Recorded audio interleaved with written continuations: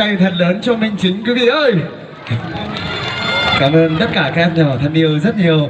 Vâng, kính thưa quý vị các bạn, không làm mất thời gian của quý vị nữa, tiếp theo đây cũng sẽ là một món quà đặc biệt dành tặng cho tất cả các em nhỏ thân yêu mà các em nhỏ thân yêu đang chờ đợi trong buổi tối đêm nay.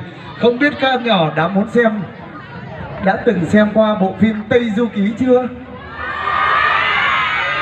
Các em nhỏ thân yêu thành phố Điện Biên Phủ đã xem qua bộ phim Tây Du Ký chưa?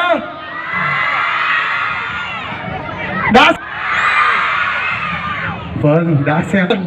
Tề Thiên Đại Thánh Đại Náo Thiên Cung Đại Phá Bàn Đào. Một tràng vỗ tay thật lớn chào đón nghệ sĩ xiếc Ngọc Nguyên quý vị ơi.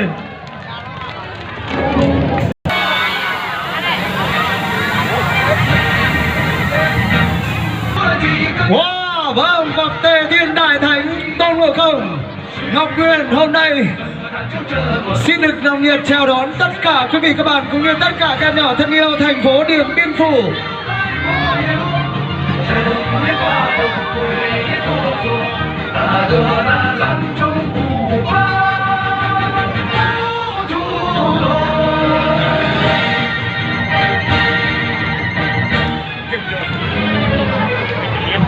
Wow, vâng.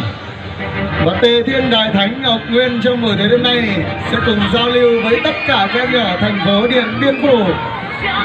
Sau đó là phần trình diễn Đại Phá Thiên Cung, Đại Náo Thiên Cung, Đại Phá Tiệc Bàn Đào.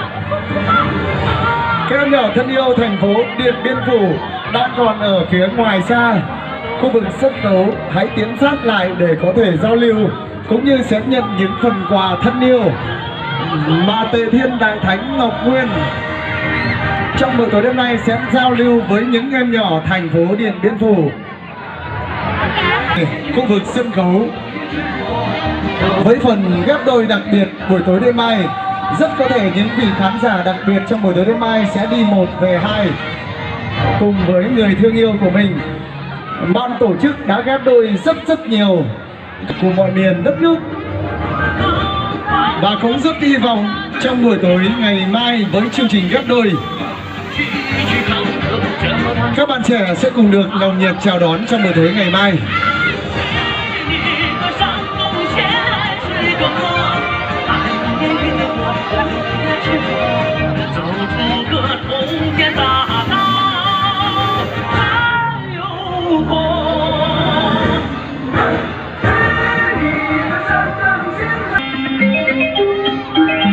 Sẽ đại phá tiệc bàn đào. Vâng, trên tay Tề Thiên Đại Thánh bây giờ là một ngọn lửa. Wow, vâng, bằng gậy thần như ý của mình.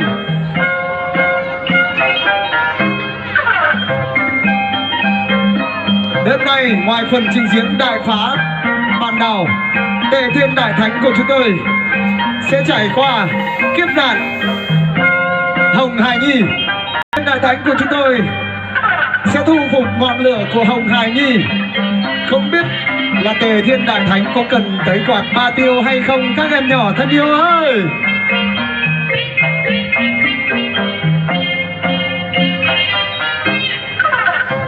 Và đặc biệt hơn với phần trình diễn đặc biệt trong buổi tối đêm nay, món quà không thể thiếu dành tặng cho các em nhỏ thân yêu với chú Trăm Tinh. Vâng, chú mãng xà tinh khổng lồ, chú mãng xà tinh.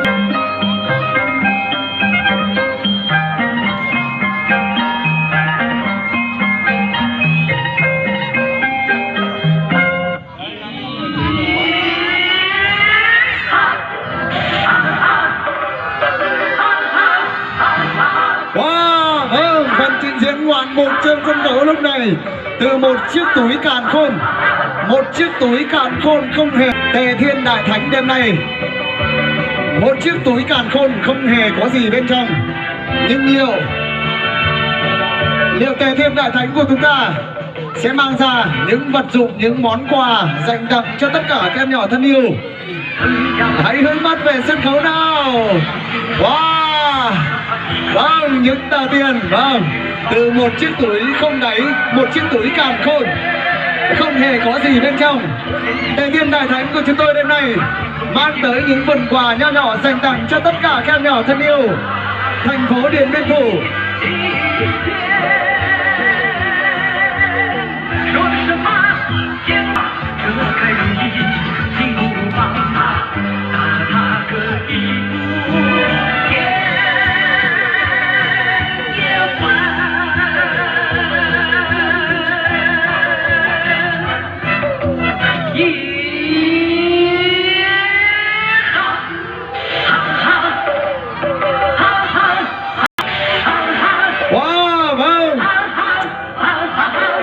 cái linh đơn. Vâng, những vừa thu phục ngọn lửa của Hồng Hải Nhi mà không cần tới quạt ba tiêu.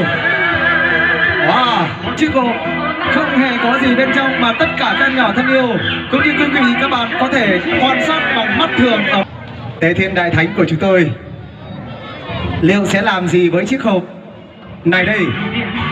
Wow, vâng, những phần quà đặc biệt dành tặng cho các em nhỏ thân yêu thành phố Điện Biên Phủ.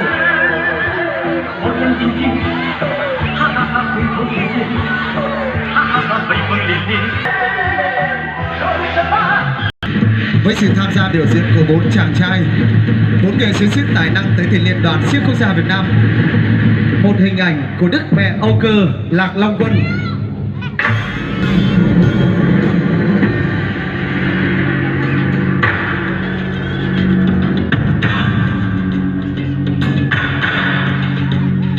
Vâng, kính thưa quý vị các bạn, với tiết mục hình tượng lồn hồn lạc Việt, 4